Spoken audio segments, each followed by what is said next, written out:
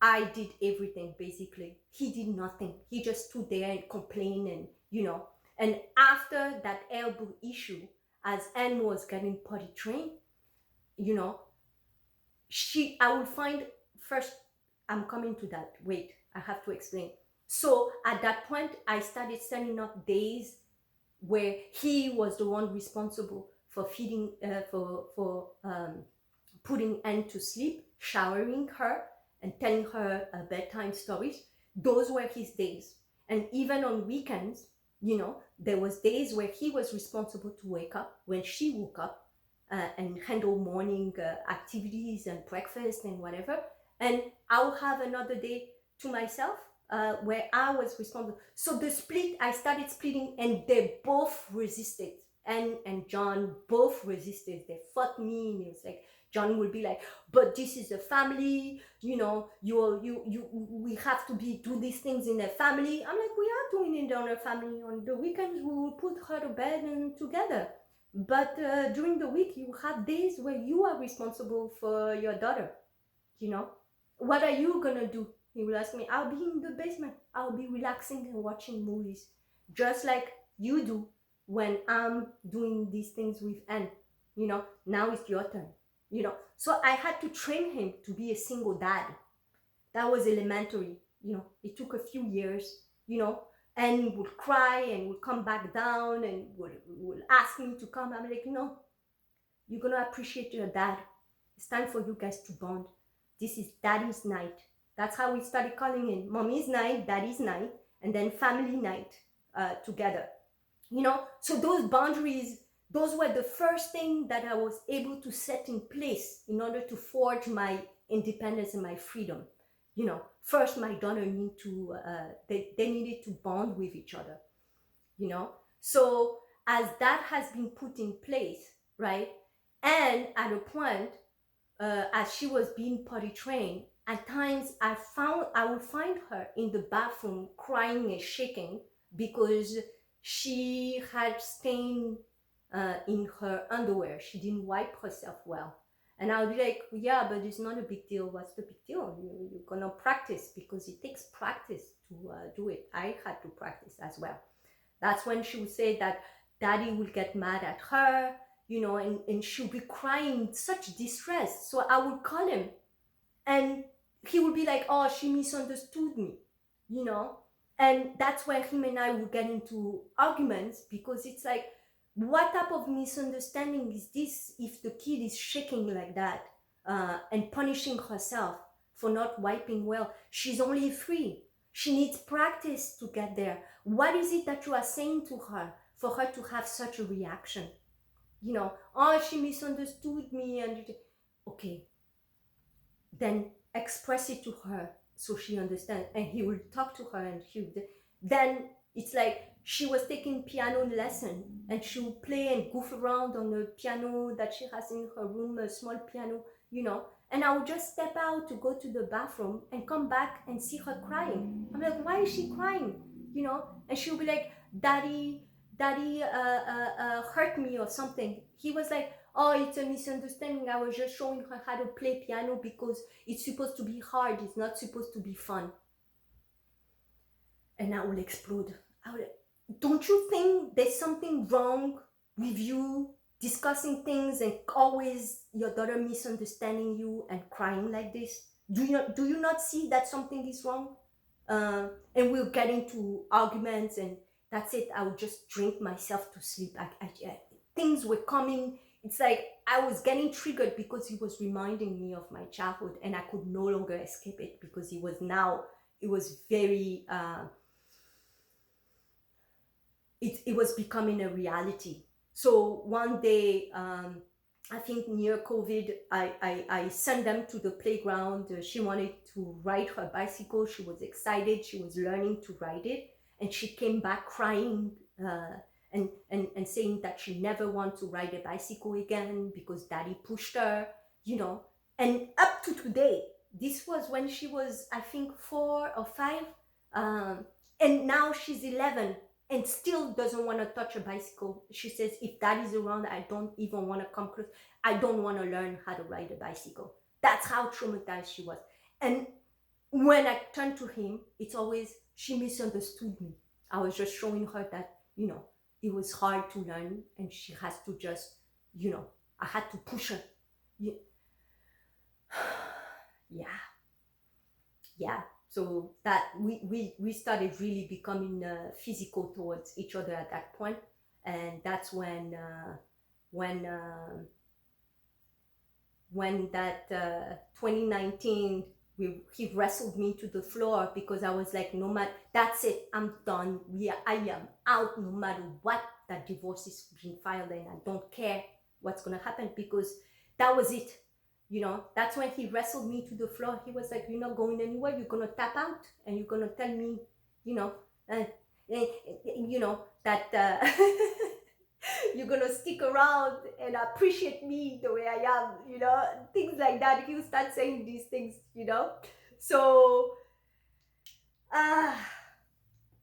yeah, that's when, Derek, the thought of Derek, that I had to go through all of that to be able to open up to Derek, and all of that is done on purpose, right? It was needed for me to melt the resistance I had towards Derek away, right? If not, there was no other way for me to go back to him.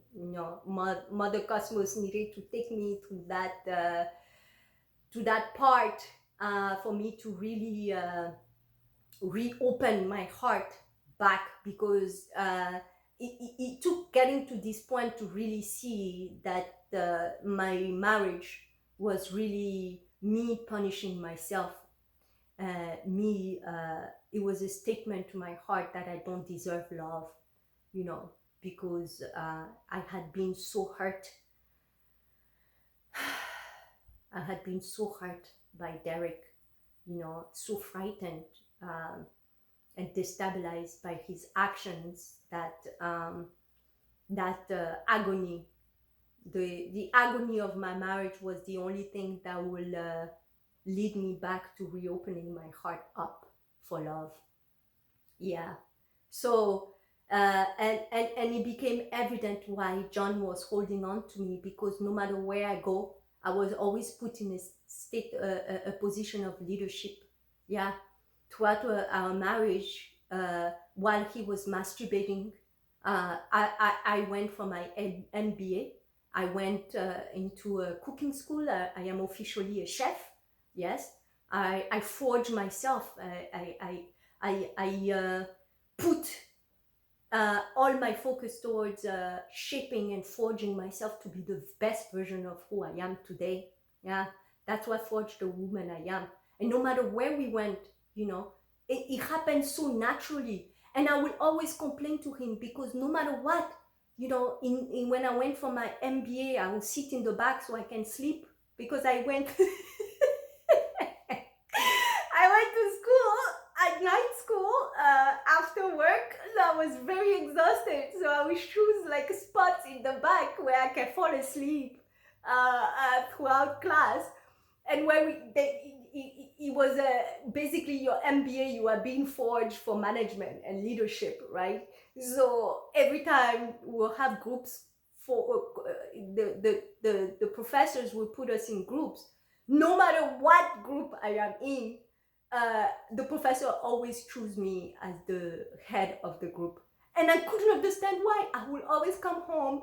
Now I'm like whining and complaining to John that now I have to manage everybody and tell them how to do things, and I didn't want it. And he'll be like, Jane, have you noticed no matter where we go, you are always the leader, and he will rev, he will vent about it, because he put him in the position of, that leadership as well. He was my partner, we bought an apartment at a point before we had Anne. We lived in an apartment, and I was the condo president, and it happened by accident, because the building was transitioning, because they had a certain amount of tenants. So we had a meeting and they were like, we need a condo president. Nobody wanted to go for it.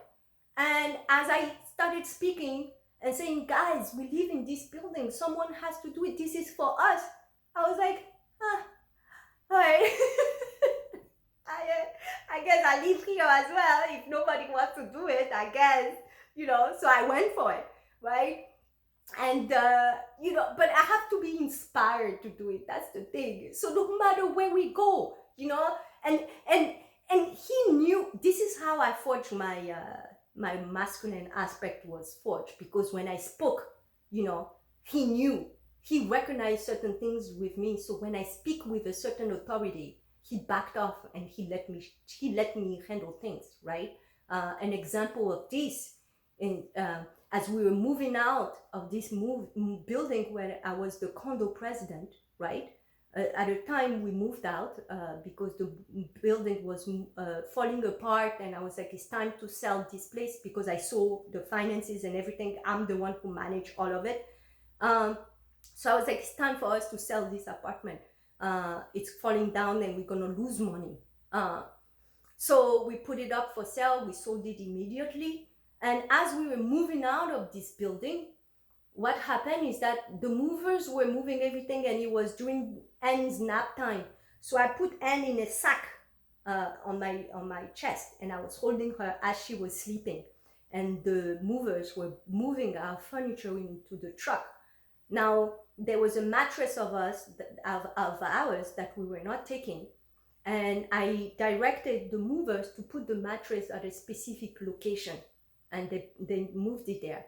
So at a point, as the move was happening, there's this guy from a building next door that came out.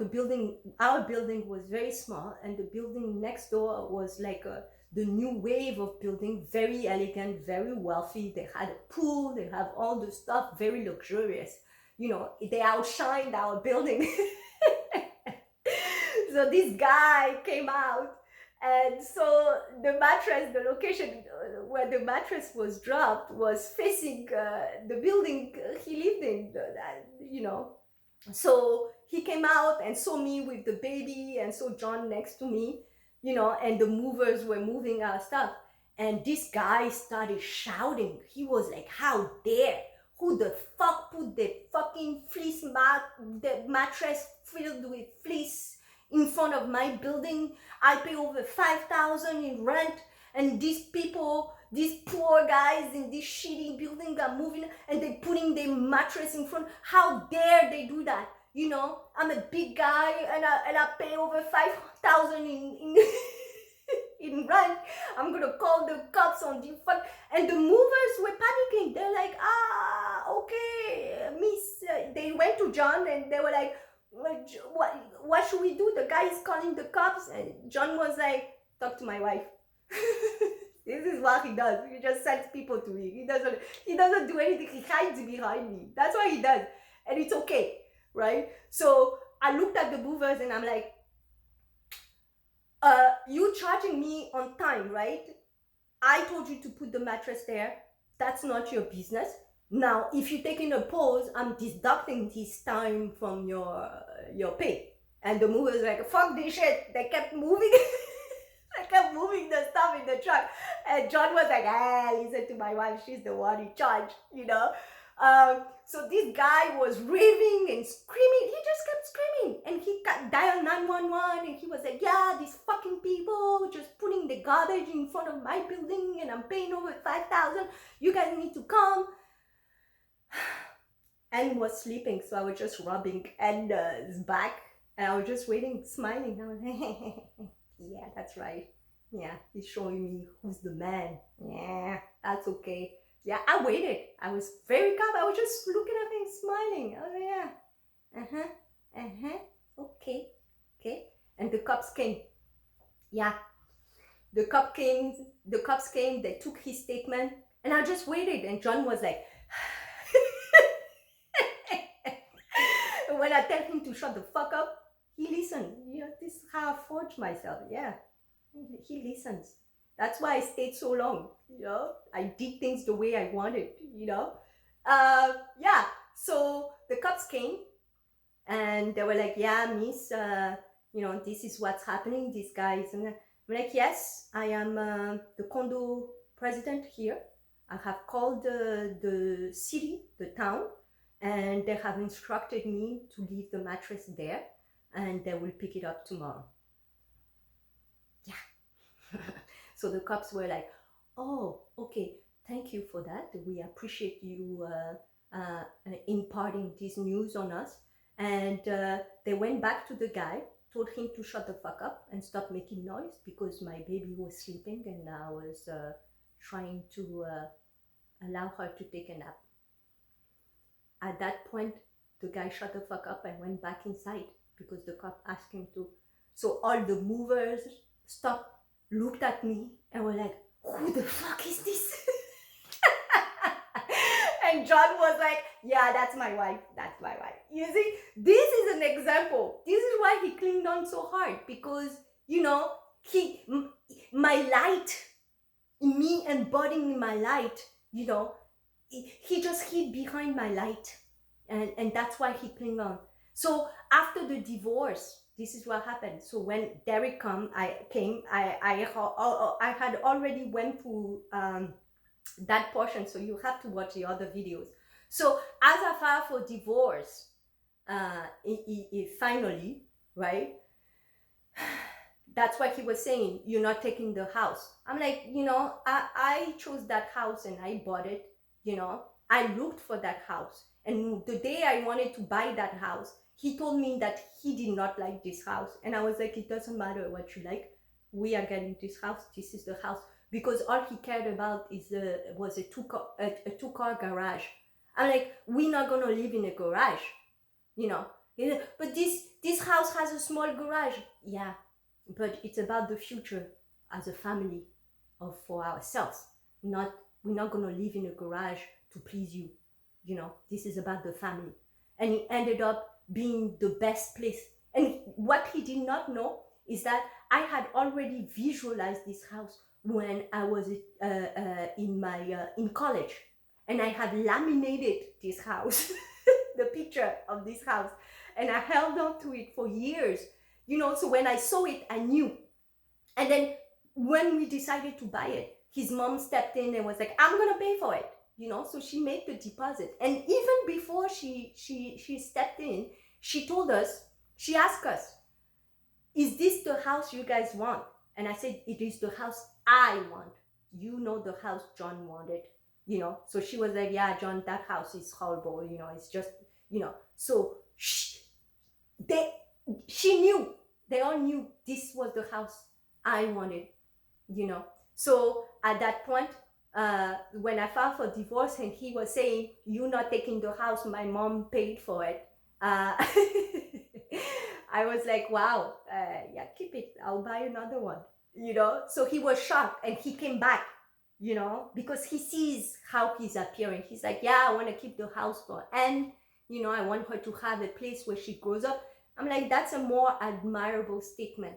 Yeah, keep it still. The response is the same, you know. And at a point in our relationship, our marriage, as I set Cheska up for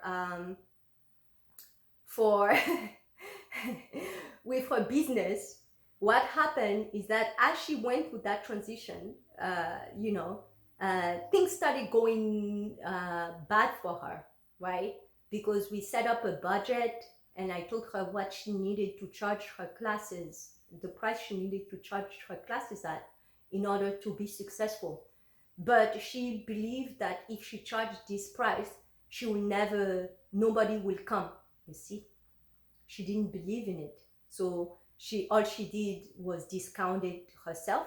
She sold it basically at a very discounted price. And I told her, if you do it this way, you are not gonna sustain yourself, you know. You are going against the grain. You will not be able to pay rent and pay yourself, you know. You need to hold and anchor yourself in that price, and people will come because the business has to sell itself. You are offering value, but if you do not see that value yourself, nobody else is gonna see it. This is how I always talk, you know. And she was like, no, Jan, you don't understand, blah blah blah. She did as she wished, and the business was going down. you know. So she became desperate, and she did certain things with men in order to sustain that. It's okay. That's her experience, you know. Desperation will do that to you. It's all a lesson, you know. So as she was going through that navigation, you know, she will keep asking Kali for money and things like that. And Kali will tell her maybe to get a job to sustain herself. And she'll be like, I don't want a job. I don't know. I don't have the energy.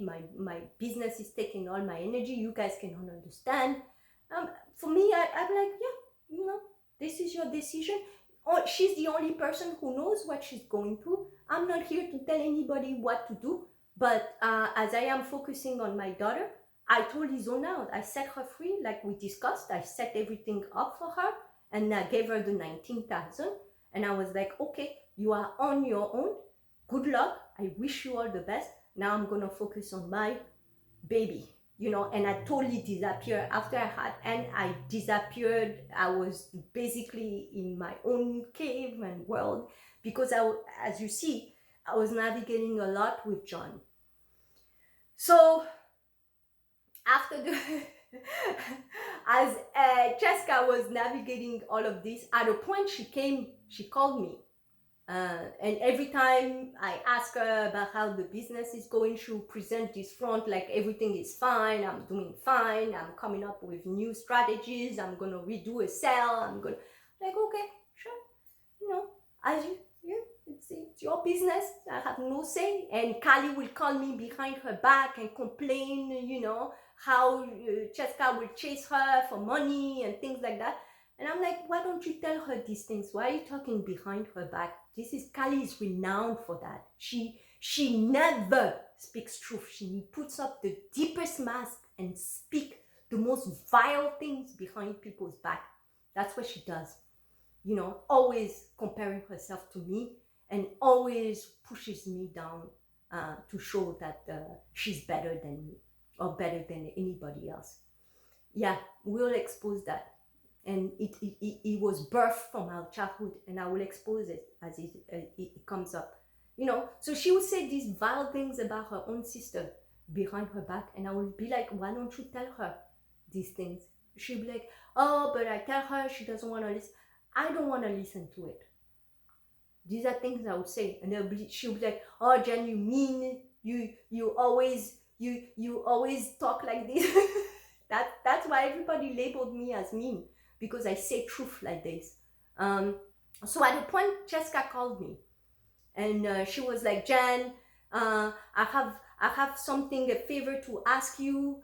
So I need to pay. I want you to. I want to charge something on your credit card. I'm gonna send an invoice. You're gonna pay it on your credit card, and then you're gonna get it refunded. I'm gonna cancel it. You're gonna get refunded. But it was so complicated. I was like, so basically, you're telling me to do credit card fraud for $5,000. No, I cannot do this to John. I have a kid. I cannot participate in these things. This is not okay. She's like, yes, but I need to pay these things, and I need to get it now. And I'm like, no, it's easy. I'm gonna call the this is my job. I'm an accountant, right? This is what I do. We're gonna call the credit card company, and we're gonna negotiate a term with them, and they're gonna break things down for us, and we're gonna pay it small by small, piece by piece. Okay, you don't need to get involved in fraud. I cannot do this to John. John is gonna. This is my husband. This is our family. If I do something like this knowingly, then I am committing myself to really injure him. You know, I'm not working. We are only living on his salary. I cannot do shit like this. You know, this is what I told her. There's always a solution. This is not the solution. Don't worry. Calm down. We'll call first thing tomorrow morning. We'll call the credit card company and we'll find a solution together. This is what I proposed to her. And she was like, no, Jen, this is not it. And she hung up. Okay, you know. So the next day, Kali calls me and he's like, Jen, you cannot believe what Cheska made me do. You know, she called me yesterday and she made me put this thing on my credit card, and now my credit card is over 5,000 and I have to pay it. I was like, yeah, she called me too. So Kali paused. She was like, so what did you tell her? I told her I don't want to commit credit card fraud. Why did you do it? So she got mad and she hung up. Yeah, that's my family. I never shared this with John. Yeah. So eventually, I will expose. I want to talk about this because there's a second part that comes when I took them to Benin about this portion. It came up, you know. So Kali felt so resentful toward me because she was not able to protect herself, you know. She enabled her sister's desperation. So at a point with all of this, after this, Cheska came back again to me with crowdfunding. She was like, Jen, I need your help with the business. I'm going through some phase and I want to do crowdfunding. I'm going to send you a message to send your friends and all the people you know on your side to get donation for my business. I was like, I don't know I cannot do that. I don't know. I don't ask people for money. That does not work for me. I was like, no. She was like, but this is not credit card fraud. You know, I'm trying to do it the right way. You know, you told me you didn't want to participate in the other stuff I was doing. So now I'm trying to do it the right way. Please, Jen, please, can you help me? I'm like, I don't even know anybody. You know, it's just, she was like, yeah, but you have Josh's family and you have all these other people, you know, your colleagues, and you can just send them to support me. You know, the business is a great, I'm like, Cheska, I cannot do it. This is very humiliating to me. I don't know how to, this is not, and she begged me and I was like, fine. So drafted the email and basically sent it to the people around me I knew, basically mostly all my in-laws and my colleagues and stuff. I sent the email, you know, nobody responded, nobody. I talked about the amazing job, business my sister is venturing, and if they have it in their heart, not even a congratulation or a good luck and we wish you well. You know, John's aunt gave $100. His mom gave $300, and this person is always raving. John's mom, Sandy, is always raving how much money she donates to Jewish places, to $50,000. She always raving about these fucking superficialities. And I confronted her. I was like, yeah, so my sister, your personal, this is a family investment, is reaching out and you support her by giving $300, and you're always raving about how much money you're giving to causes and people you don't even know, you know. And now when I reach out to you, you know, this is how you show up for me, for my family, for your family, right? We are connected, you know. So she was like, yeah, but you didn't come to me alone. I was like, what? Yeah, you didn't come to me. You emailed everybody. But I'm like, I emailed you. You were copied on the email. Isn't that coming to you? You know, because she's used to John will beg her. This is what she likes. He will beg her for days. You know, this is what he will do. He will beg her for steak knives. You know, we need steak knives. And I'll get mad. I'm like, why are you begging your mom like that? We can afford steak knives. Why don't we just buy it ourselves? You know, you'll be like, no, but it's so much better when she pays for it. This is basically what he does. And she loves doing that. She likes to control with that the money. That's how she controls her family, you know. This is how she sets herself up as the matriarch. You know, she holds her wallet, you know, as a toy. And this is what John will always say. This is what John will always say, that, you know, when we retire and we have enough saving, basically, we will have enough time to fall in love. Basically, this is what he was saying. This is what I'm saying. He would say, basically, when his mom dies and we inherit the money, we'll have enough time, you know, to fall in love. I'm like, I don't need this. You know, there's so many women out there who can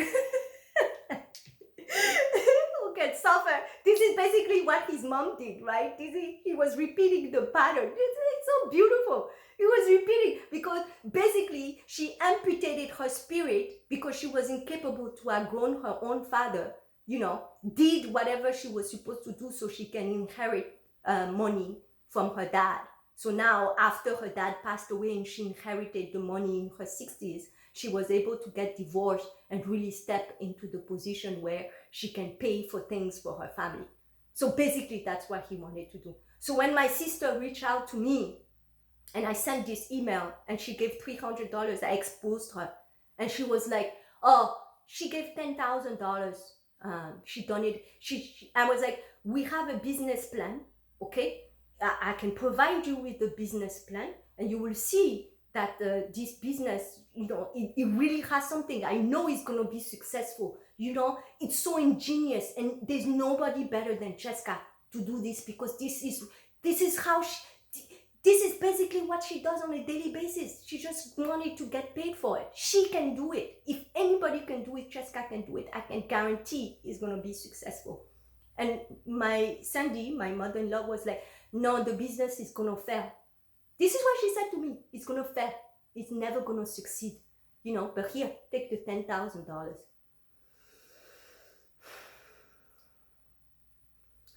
Yeah. Took everything out of me. I called Jessica and I was like, this is the last time. This is the last time I'm doing anything for your business. It ends now. That I'm done. You are on your own for good. She didn't know what happened behind the door. I didn't share it. I don't share. I just hold it in, you know. But nobody is ever gonna talk to me like this. And then she came, my mother-in-law came another time, and she was like, after I think John has been berating her behind closed doors, she was like, I'm giving you guys this money, I think 10,000 or over 10,000. I'm giving you guys, but only to buy a car with it. I'm like, where is this coming from? And she's only saying that because she didn't want me to send money to my